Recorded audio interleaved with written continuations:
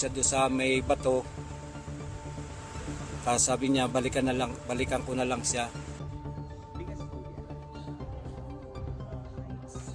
Po kahapon, Mr. President, lalong-lalo na po sa flood control projects, yun pong mga insertions, aminin man ya't hindi, ngayon po inapatunayan na natin, ay talagang siya po talaga yung gumagawa dahil siya po yung Undersecretary ng Planning Services.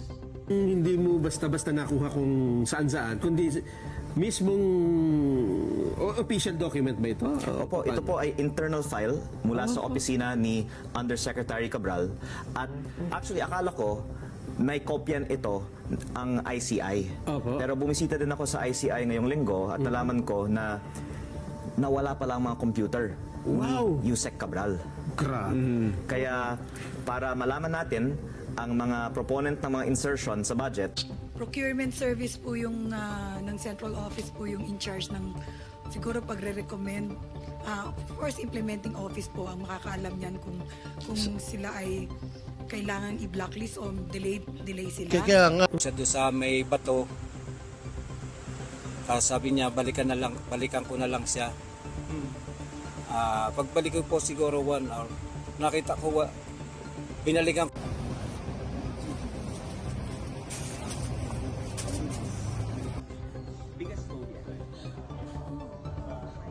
Kasi po kasi yung asawa Ay, niya. sabi ko nga, ito na pinakita ko na sila yung yung bangkay.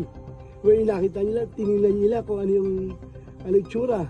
Tapos, papa-autopsy-tan nila na nakita nila siguro, karapatan na namin na nagbigay na kami ng waiver.